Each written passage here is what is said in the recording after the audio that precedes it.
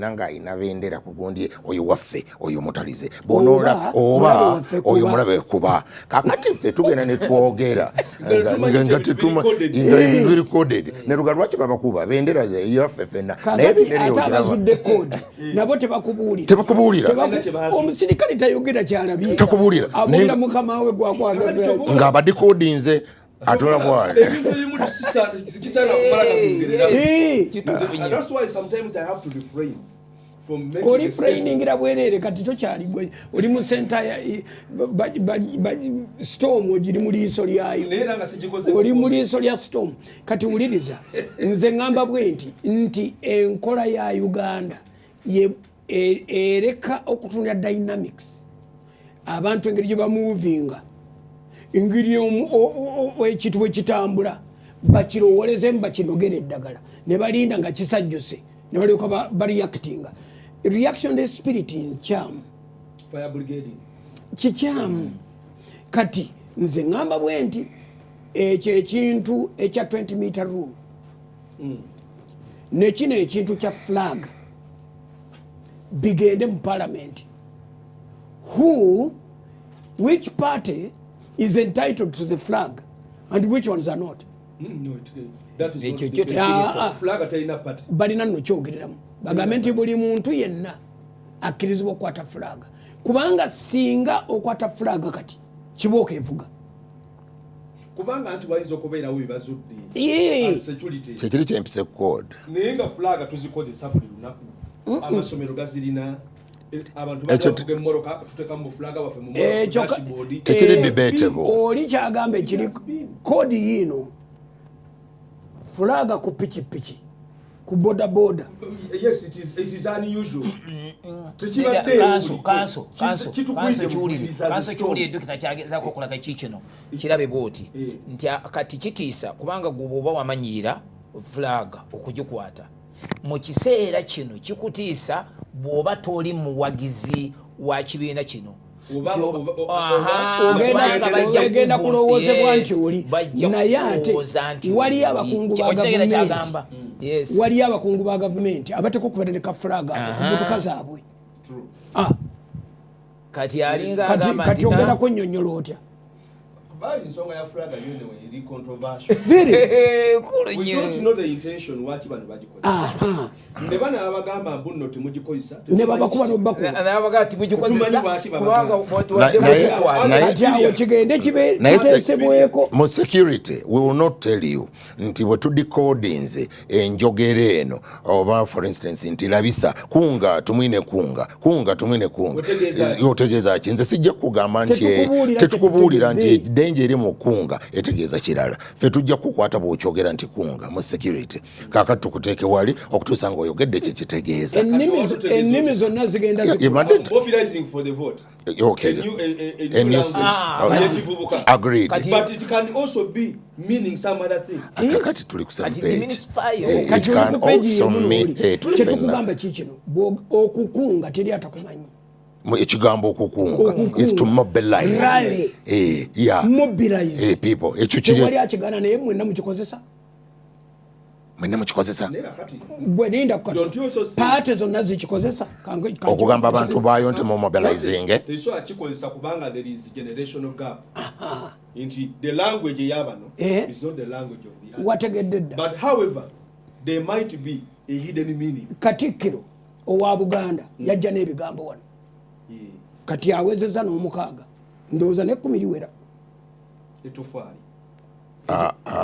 etofaali ekyesa nakyo fe okusoosowaza ekigambo kusoosowaza kiwulirawa twali tetukimanyi kya Luganda tumanyi Oluganda naye twali tetukyogera azze nakyo ategeeza ki obwerufu kiki Buganda ebadde ku ntikko all the years Buganda ku ntikko kitegeeza ki emmwanyi terimba emmwanyi tumanyi terimba kwe twasomera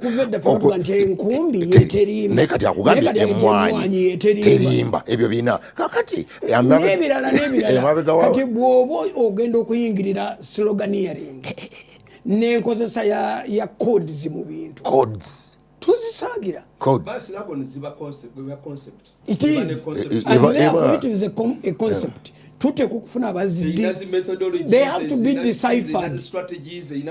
They have to be deciphered. Netutegera nti omuntu bw'aba agamba kino aba ategeeza kino.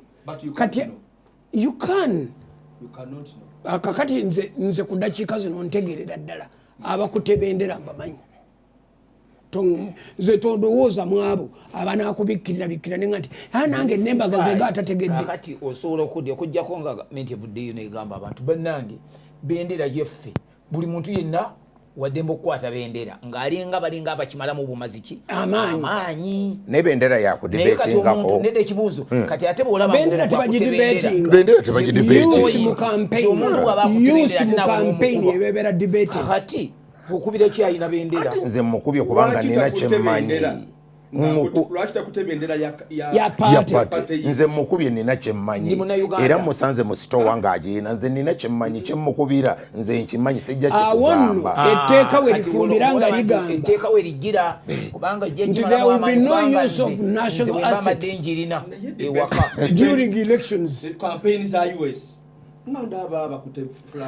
ne mu Uganda tewali teeka likugaana kukwata bendera naye kiri kyembagambye kigambye nti mu security you look at the details buli kintu kirina kyekitegeeza ng'okuggyako omukono ogw'essaati ogwa jacket ffe twabalaba wano mu Kampala ne bayingira ng'era bw'omulaba ogandika akati awo bebbo abo bebbo n'osirika enkeera ne bambala kakati gwe bw'olowooza nti mu fashion bw'olowooza nti kati gwe nga bakulya gwe bakulya tebajja guleka bweru babuulirwa ekintu ekyokukola eky'olunaku enkya mu gwambale n'ayambala n'amalayo luli ne gubeera gumu ate nga gwa ddyo kati gw'ojja kuleka gwa lefu tebakubalula essasi oba seeki bakwata amra oba sira ne bagikwatira ku mukono omutuufu bonna bakwatidde ku ddyo n'omulema n'ow'enkonokono bakwatira ku ddyo bonna batambula bagikwatidde buli akwatidde ku kono kuba tajjaga nti neerabidde na papye kuba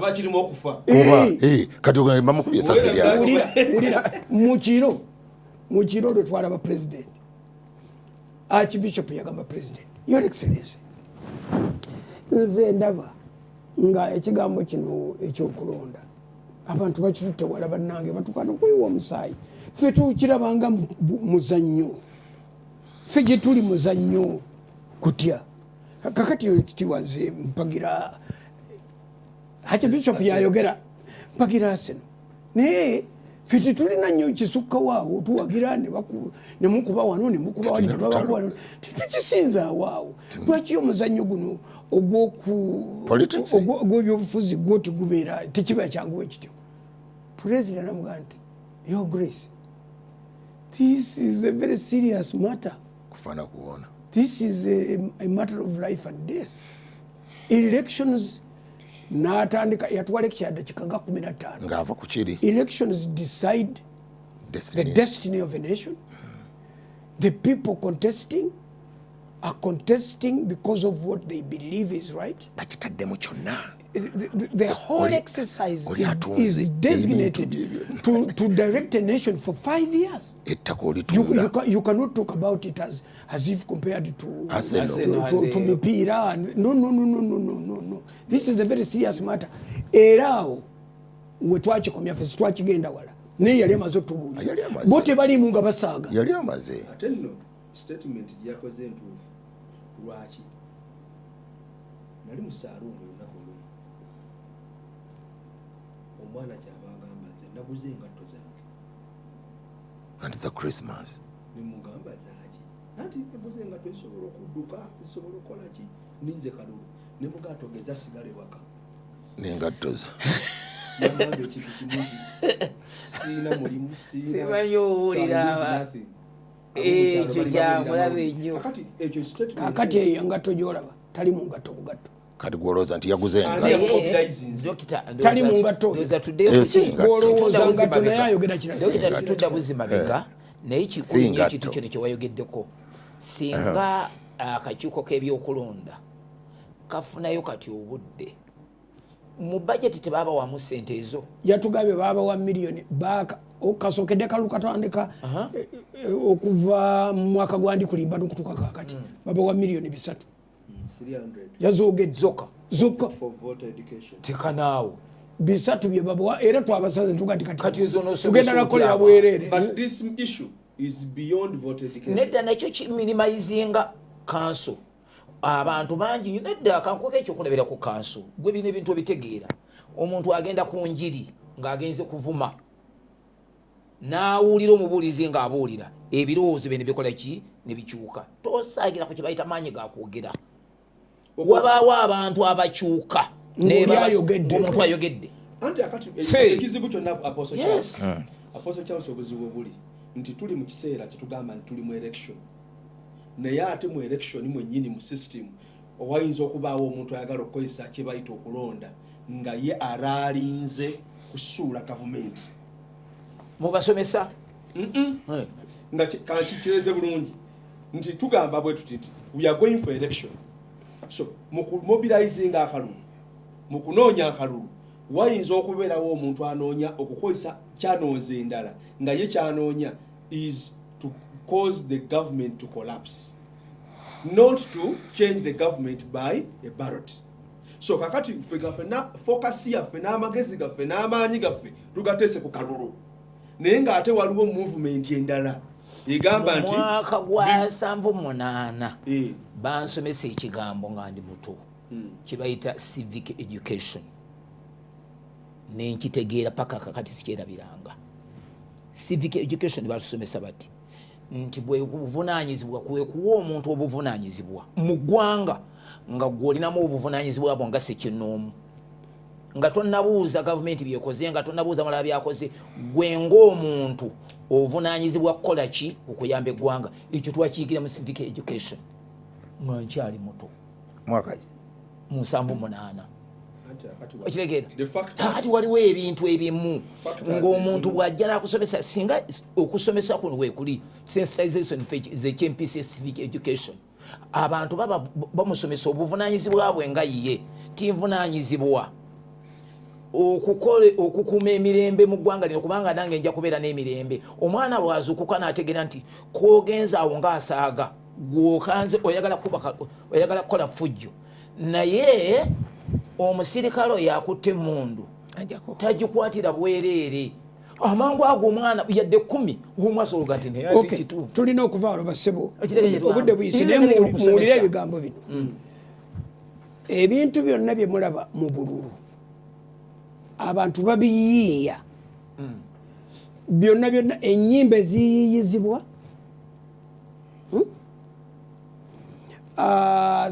ebigambo ebikozesebwa ku mikutu bikozesebwa kukola ebintu bibiri to win the electorate babawagire and to stop the other party okuyitamu ebivumo okukonjera ebirimbo byonna biri designed kwonoona oli gwoyitewo.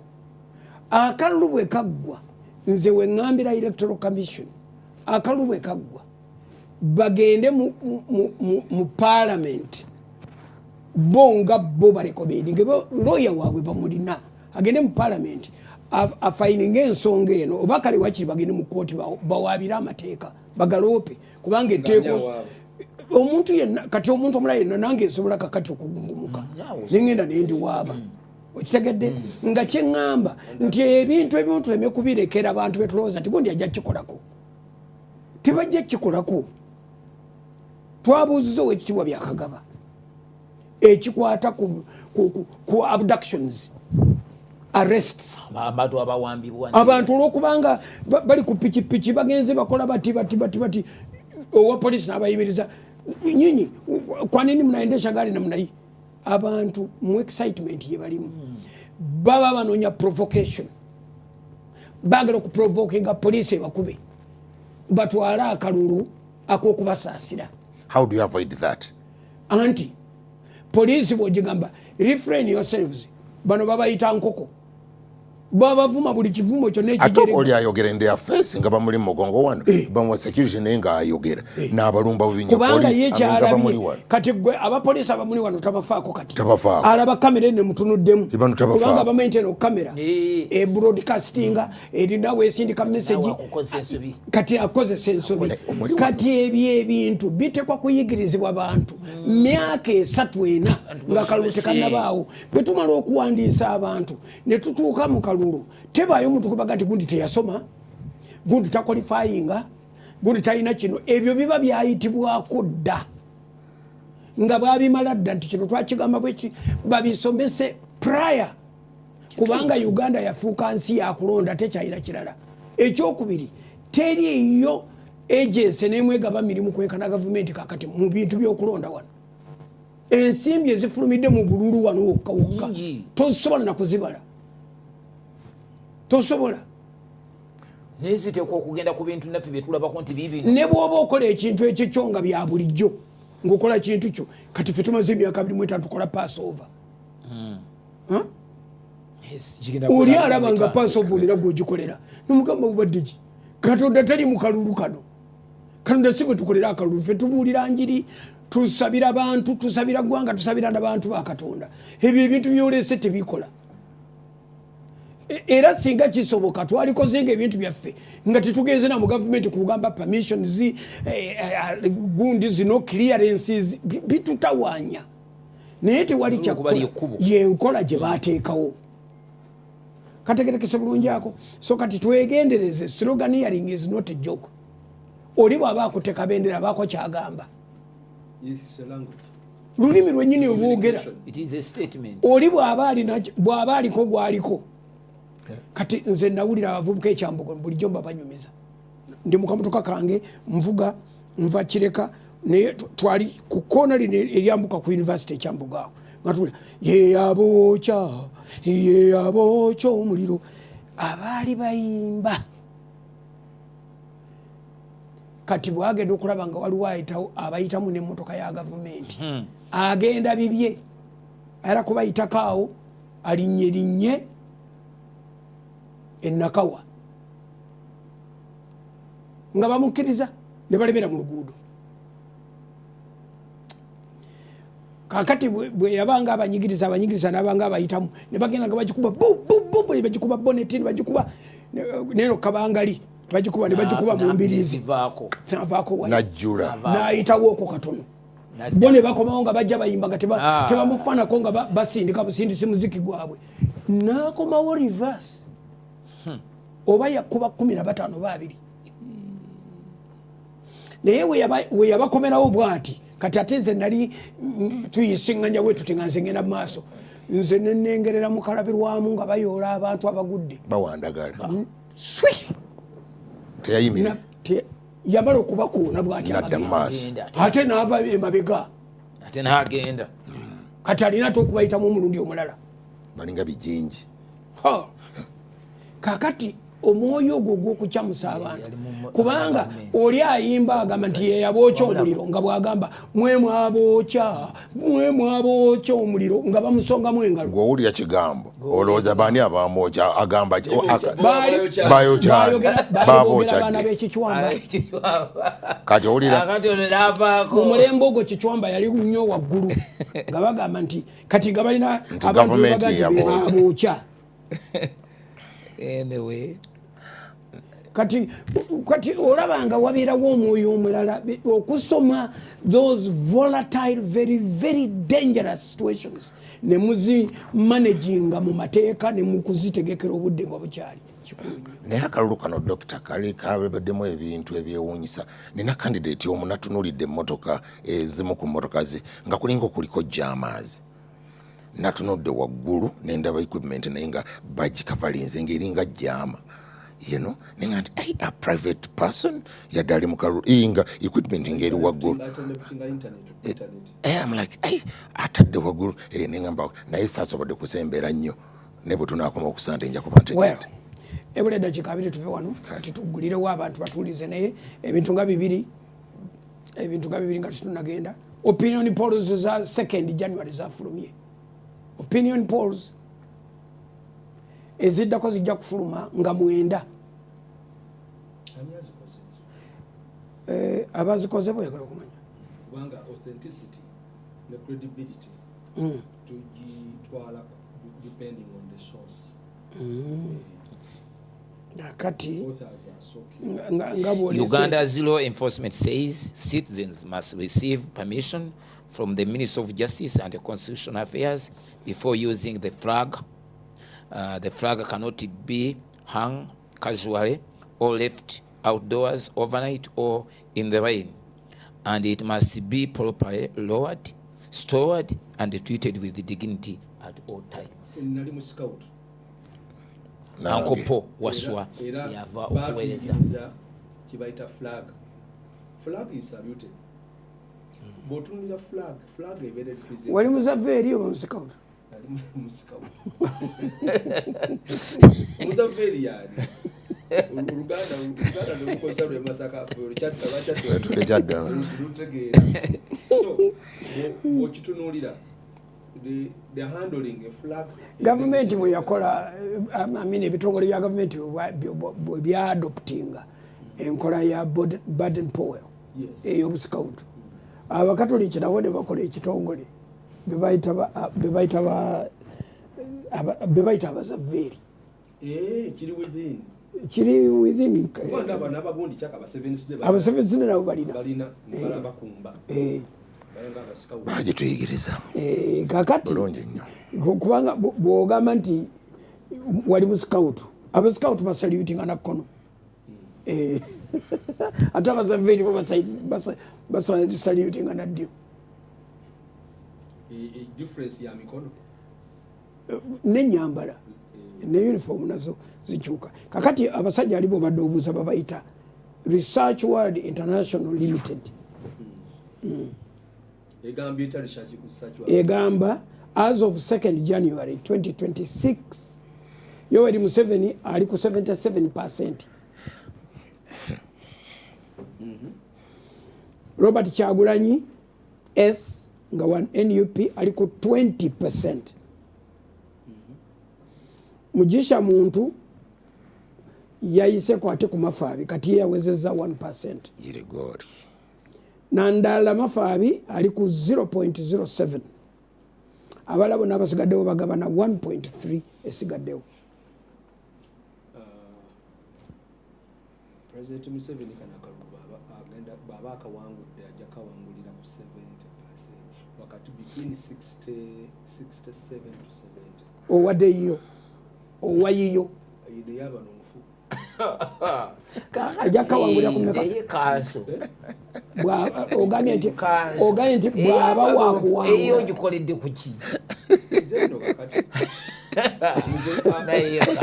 okubeera nandi ate taluderawo awakanyize eya research world tasobola kati gwe soose iyo ogijewa nze soose kubanga nawe wabuza soose as a researcher kuki nabo authority ati akati ebyabwe kubanga bwe batino tinandera Mafaabi bakulu okusinga Bobby babakubira bwebituli babakubira ebituli totally kati baba bazokulaga ati kyebakola kiriyo mbalo no java gye bamuwadde obululu akati ekintu kyenda obubiddwa bw'oba okusuzisa research yo nawe giwandiike ogituleetere wano ogisule ogituwa official nga bano batuweezaako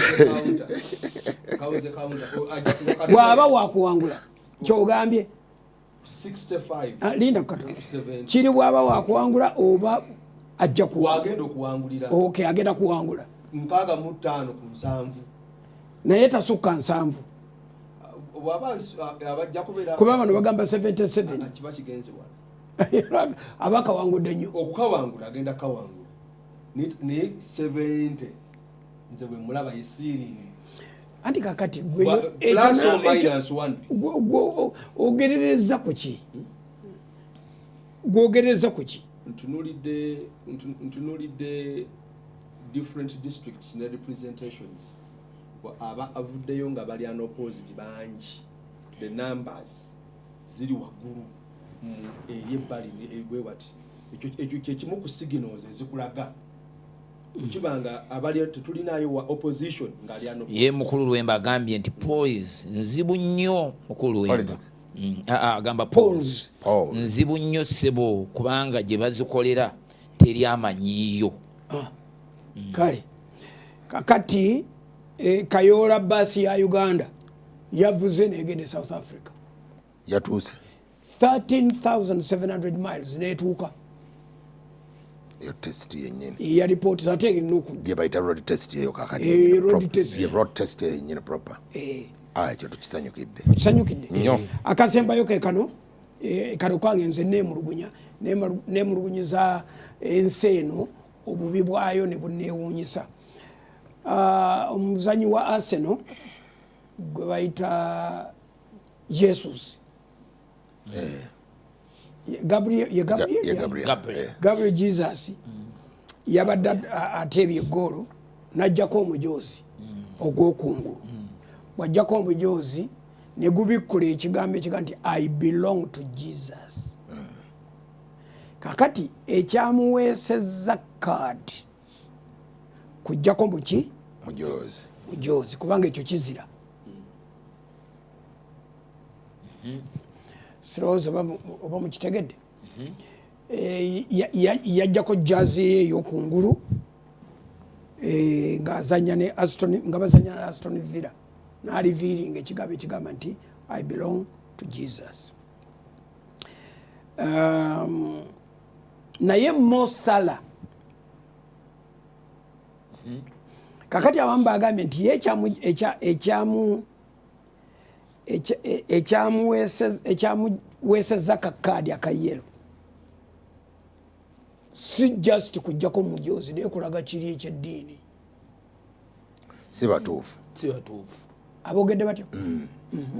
FIFA eyina etteeka eri baalinga omuntu yenna on pitch oba on any stadia okubeera nti expressinga your faith n'ebintu by'okkiririzaamu egaana oba okulaga akabonero akalaga eddiini emu nga kali outstanding naye tewali n'omu yali apenalize Mohamed Salah buli lwateeba eggoolo akola sujudu naye agikoze naye yajja kuga nti it's a part of celebration bwendi bwen celebrating oli agenda kukona flaga nazina amazina kakati nze nga Muhammad Salah bwentyo bwenkola omuzanyi gwe bayita kaka ye yaleeta ekintu ekyo ekyokujjako omujoozi okulaga I belong to Jesus yasooka kikozesa era bamupenalizinga kati ono akiddamu buzzi owa Arsenal okola ekyali kikoleddwa bwakola bwatyawo of course buli muntu amanyi nti ekyo kirina eddiini abamawulire bo baga nti Muhammad Salah is a Muslim and often celebrates goals by a sujud nga tamenye mateeka ga kisaawe tafulumanga ku kisaawe ekitegeeza Christians have never found a means eyokulaga eyokusetula Yesu nga tekimenye mateeka kintu kyanguwa yandibadde afukamira n'awanika emikono bakati bono basaba bateeka wansi mutwe ffe tufukamira ne tuwanika emikono ye Julian Timber bwakuba nazza ekitiibwa eri Kristo tewali yali amuwadde kaadi naye bw'olaga ekiwandiiko ekibuulira enjiri eri millions ne millions z'abantu osuubira reprimand gwe gy'oli owulira nga okoze nnyo omuntu w'omusitule era neyokuba tekuliiko kintu kati muzingeeko fayiro ebole dakika 10 meeya gwe bayita Mamudani yalayiziddwa kati ye meeya omulayize owe New York na Uganda yalayidde Bishop Musisi akutumidde meya bali mwezo agambye nti kwenda program Bishop Musisi Gulivasi Musisi lwaki akigambye gwe n'atakigambye oyo omwana wa munju nnyo yali badde ategedde ajja nasekko mukulu Lwemba agambye nti Maduro mukwate Maduro tebamukutte bamukoze eki bamuwambye byonna ebigambo bizibu omanyi America erina forces kati bwositula gye bayita Delta Force n'ogitwala mu action ng'otutte ennyonyi zikalwanira lugogoma eteri emwe zitali 2 zitali 10 ebuuka netonyesa enkuba yoyoka okusituka ebire nebibinda bine enkuba netonye abasajja nogibuusa ogenda Maduro bamukwatidde awantu nga wazibu nnyo kubanga basoose ne bakuba amasasi mu kitundu ky'ekibuga ekirala bakuba eno ne bakuba eri kati amagye gonna negajagala ne gadduka nga gadde eri mbukutaasa ne baleka State House nga njereere ono batambuza mutambuze mpaka mu helicopter yabadde awo helicopter eri ku rooftop y'ennyumba nga tebagiwulira nagiwulira ne bateeka mu nnyonyi ne batwala mission accomplished. Maduro yalaze ensi nti bano abasajja ku maanyi ge balina kati Amerika, Isirayiri n'abalala bakusaasira busaasizi. Omusajja yayogera making America great again aba ne balowooza nti slogan bakusaasira busaasizi anti kyovulaba nga slogan zeetaaga okunnyonnyola tezaagala kuzanyisa oli bwagamba nti maga aba agamba mugende kumpola ayagala kukola ki era atandika ddi emyaka 5 agimalako ng'akoze biki mukulu Luwemba ebisigadde bibyo jagenda sema kula agambi tumusoma akatabo ka Tim Machel akatim Machel kebayita worth dying for the power and politics of flags. It says it all. Akoze bulungi kasita tubuulidde tulinayo bali ku simu tututteyo nga babiri simu tugigudde ero ask doctor if one uses a flag to motivate others for a certain cause why would it become a crime? Malamusiza esebo era nembebaza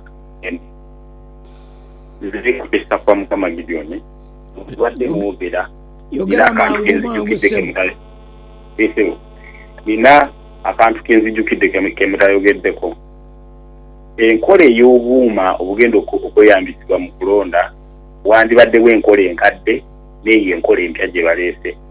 Omulema alina omukono gumu oba atalina mikono agenda kukola atya? Nvuddeko n'abalala boogere ku ndala. Omulema bajja scanninga face ye. Bwe yali afuna endagamuntu bakola batya era nkola ye gikola ye ero tukututte Hello. Mbalamusiza abakulu basebo. Jese boliwa. Ndi Kyengera. Yogera. Nze Salongo Ndasi Kyengera. Abakulu bwe bali nnyo omulimu bana njaga bakulisa okusoka kwa byonna omwaka mwe bali gutuuka mu ne dokisa tubeebaza byonna naye ekintu kyamuli mu kugamba bendera bano bitangire ku kya bendera ebendera tewali kibiina kiganye kibiina kirala kukwata bendera sinakiwulirako bwabanga bano abanupu bakitandika ne bakikwata n'abalala bazitandike kubanga bendera ya ggwanga lyonna tewali gwe bagiganye okujjako wanaabaawo ekibiina ekigaa nti yaffe ffekka olwo lwekijja okufuuka ekyobulabe naye buno obudde nga tewali mulala yaganye bantu balala kukwata bendera sikirabamu buzibu okujjako okunyigiriza n'okwagala okutulugunya abalala. Mukama abankuumire. Nze ndowooza nti eyo tennaba kubeera ansa eyo gati buli muntu bamuwa eddembe lyayagala abantu baweebwa eddembe ku bintu bye basobola omuntu buli kati ekyokulabirako abasajja ba nuupu bwe bakola uniform akin efaananako ng'eyamagye ga UPDF big issue debate ensued kiri buli wantu nebere bwe bityo n'ebirala emisipi gyabwe n'ebirala kanene rem yakoze overalls nga za yero ezina kampeni ezisinga abaana bambala overalls nenga yonna yero oli kajungwa ayaka okamala kakati nanti kakati mu biseera by'okulonda obululu oba by'okkuba obululu n'okubunoonya abantu balabanga ekiri mu oda naawe okukola ekikyo akufumbidde ey'omutwe gwe naawe noonyokeza birenge rimwenkanye evvumbe kasita oli akalirire omutwe nze ndowooza eyo si solution kugamba nti ze tuyita national assets zebendera zekigundi byebintu gundi ebyo bive mu bululu bano aba movement babeere nakafulaga kaabwe aka movement na buli paati endala ebeera ne kafulaga aka paati yaabwe nga tekirina bwe kikwatagana na paati na fulaga ya ggwanga ekyo kibeere kiragiro kati okukwata zombi fulaga yange ya paati ngimixinze ne fulaga tokkirizibwa epaati eyo bweteyitamu anti byebyo kati bwe wabeerawo etteekereri standard kiringa kino era olinga azeeyo mu 20 meter rule kijja kuvaamu bubi ekijja okuvaamu obubi ekintu kiteeke wabbali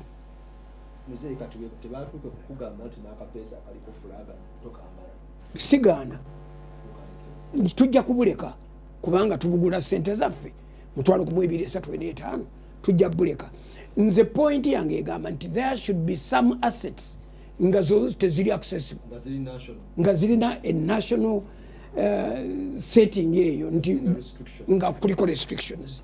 Thank you and I'm grateful nti okirabye ebirala bisigadde kakati abalina flag mafabi wabali neyiye tuba tugimanyi nga banks buli emu zirina flags zaazo nga parties emipiira abazanyi b'emipiira buli toyinza kubuzibwa ng'olabye flaga ya Arsenal toyinza gati wategedde flaga ya Chelsea naye bwe bajjayo empologoma 3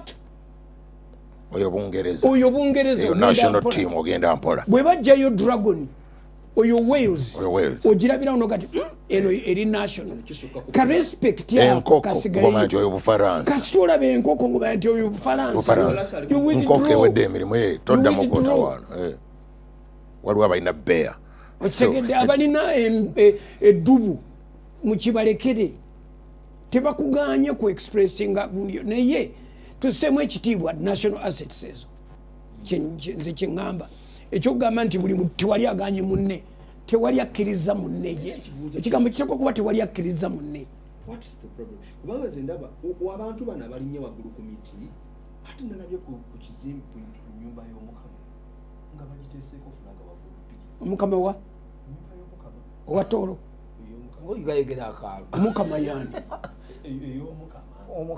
owetoolo oba wa Bunyolo bonna omukama we Bunyolo omukama we Tooro bali babiri mukama Katonda ku kyaki uweya eyo kyaki kati bakutegeezezza bo gye batunudde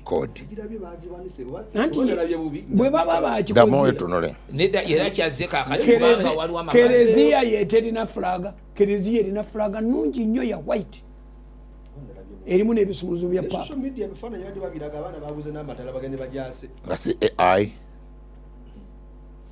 Trevor ye alina ki Jehovah's son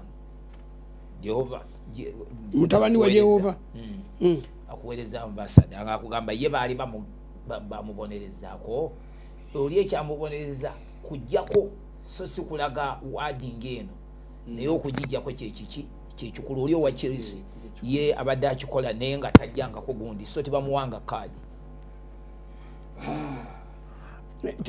nga tajjeeko kati nakuweereza teriyo jazz gy'oyinza kujjamu nga kati nakulagana kano akulage waliwo n'omulala eyagamba kalabye nti tebamupenalizinga lwokubanga tagijjaako ye naye kakati oyo agenda under discipline kubanga yagibikkudde ate ng'omulala asobola ogibikkula jaze ye neyesiimula entuuyo oba tabawamugambako naye ogibikkudde makusudi obaako ekigendererwa naye agati tibagibujja ebbanga lyona tebamuwanga kaali naye okuggyako ddala kibakubonereza anyway kale obudde si bwebwo nooba obwene abalonzi nsaba naddala abavubuka nsaba tukuuma emirembe gwokola nnyo mu myaka gyokwogera n'abavubuka musaayi muto future tukyalina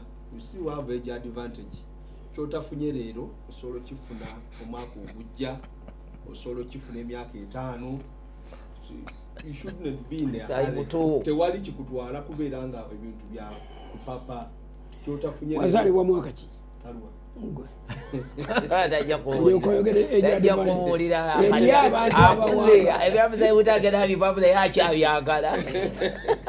you have age advantage, so there is no reason kugamba gundi kati ate mulimu sina gufuna kakati you need calm down tugende tulonde mu mirembe londo omuntu goyagala koma wewaka okusaba yakubala akalubo banga olina obudde obugenda okuddayo bwoba osobola okusigala ewaka sigala ewaka tukuume emirembe ekyo kyenjagala okubasabira ddala kukuume emirembe ebirungi bikyali mu maaso oyogedde bulungi nze kyenawulidde okuva mu byabakama kwe kugamba nti okutiisatiisa abantu okwengeri yonna tekukkirizibwa n'okugamba obugambi y'omuntu nti bwe mutaava ewaawo tujja bakolako nakyo kikyamu yakiboggoledde nagati nedda si kirungi kubeerawo kubanga muyinza okutabula akalulu naye ate okukukangakanga nti bw'otooveewo tujja ekyo nakyo si kituufu nasanyuse nnyo okukiwulira ekyo nga senior njagala okukubiriza abalonzi mwenna bw'oba ojja okulonda togira mu kkala ya pateyo toyambala kakufiira tosaako sepeewo eriko bigambo byonna tosaako gawuni eraga kintu kyonna yambala sepeewo endala etesobola kumanyibwa nti yeeno waliwo sepeewo zi designer ne bwetaba designer bwefuna ekintu kyo kyeteekeko ojje naye tolaga kkala bw'otuuka wali bawa bigambo bitono bw'omala okulonda tosoomooza toyogera kintu kyonna osimbula ogende tolaga simbo oba kigalo oba yambala kango eyo designer kamala okugenda wasini then toyambala nkufiira ejja kulaga luuyi tolaga kigalo polling station toddamu ebikunga mukunga okutuuka ennaku z'omwezi ezalagirwa 10 toddamu kwogera kintu kyonna kya mobilization toddamu kukola kintu ekyo then tubeereddayo eka komawo olweggulo ate genda okole twetaaga ssente mu nsawo ekitiibwa Nandala kyatugamba twetaaga ssente mu nsawo tosiiba lunaku lulamba lwonna essaawa musanvu twetaaga ssente mu nsawo buli munnauganda ekyanandala kya campaign naye eka okomewo batubuulire obululu tubeerewo gavumenti gyoyagala ekusange ngaoli mulamu oleme kulemala oleme kufuna bizibu ekusange ngaoli mulamu change will come naye change ate bwekusanga ngaoli magombe you will never enjoy ekusange ngaoli mulamu baako obuyiiya genda okole bwenaba public holiday that's different naye abali mu private sector osobola okumanya ekyokola genda onoonye ssente tukomewo oluvannyuma Dr. ekigambo kyagambye kikulu nnyo kyabadde atuyita tuwabyafaayo omwami oli omulema edda gwe baprovokinga yakola si kituufu eyatomera naye ejjukira oyogera si kituufu nga bali bakoze eki bafudde kati gwe jagamba nti yange ndina okukola kino nakino oli bw'aba akoze effujjo lye akoze ekikyamu naye gwe tokola kikyamu osigadde ofunye obuzibu kati ekintu kino kigamba no tulina eddembe lyaffe kituufu nnyo emirembe gyogirina naye ebigambo bino ebipika omuntu okukola ekintu ekyengeri tuteeka buteeka okubyewala abantu bonna tebafaanana mulimu omuntu gwoyogera ekigambo ye naavaako waya so bw'oba osobola okwefuga n'oyogera ebintu byokka byowulya nga byoteeka okwogera obutasima nnyo muntu ebyo bye tuba tukozesa mu kiseera kino nze sijja kwogera kati jja kwogera sandejja mbabuulira ebirowoozo byange conclusions zange nsaba busabi katonda abampeera omukisa tujja kubeera ne thanksgiving service ennaku z'omwezi 25 yali badde ebeerawo nga 18 naye tulaba nga kiriranye nnyo okulonda tugitutte mu maasoko kubanga ffe buli mwezi gwa January twebaza katonda tukkiriza nti tujja kuba tuzzeemu bulungi okuteekateeka ate tuddeyo ku dokisa nga tugenze kwebaza kubanga ng'enkola yaffe ekisaawe kwe tuba tubadde kwe twebaliza kasita batuwa permission eyo omwaka oguwedde twagenda ku Spire kati omwaka guno tujja kubeera ku dokisa ye tulinawo a lot of access and leeway twebaza katonda abeera omulamu kkiriza tukwebaza olwa service ezigenda okubeerawo. Tusabye mu bigambo ebimpi omwoyo omutukuvu atambule, abantu babawulire ekigambo bawonyezebwe basumululwe. Eggwanga lino lyetaaga emirembe. Sumulula malayika wo, bamalayika abateesa emitima abakkakkanya obujagalalo babeere mu ggwanga lino. Tukikusabye busabi nga bwewagamba nti malayika ajja kuyita ekiro, atajja kutema, tajja kusaasira kibereberye. N'olwekyo olina n'obusobozi ssebo obutuma malayika ateesa emirembe nakola emirembe. Eggwanga lino ffe tulyagala. Bano bamusaayi muto bagaye nti balina advantage ya age advantage. Naye naffe abawezezza ku myaka aye naffe tukyalina advantage eya good life, nti okufa kwaffe si kwamangu. N'olwekyo tukyayagala obulamu. Tusabye ssebo eggwanga lino libeere lya kuweesa kitiibwa buli kaseera ng'okola birungi byokka. Ssebo tusabye b'osiima bokka be baabawangula akalulu, ate bw'otosiimye tobaleetera ddala bajja tutawaanya. Ate bw'oleese okwate emitima gyabwe. Bayibuli egamba nti omutima gwa kabaka gubeera mu mukono gwa Katonda agulaza buli yonna gy'ayagala. Kitukolere wa abantu omukisa gwo tubasabidde. Ffe wano specially tusabira abantu b'e Lubowa omukisa olw'okubanga batwaniriza ne batwagala, ate tugenda kubeera nabo ekiseera kiwanvu. Tukole bulungi ssebo, nabo bakole bulungi. Tusabibwe tutyo mu linnya lya Kristo mwana Katonda omulamu. Amen.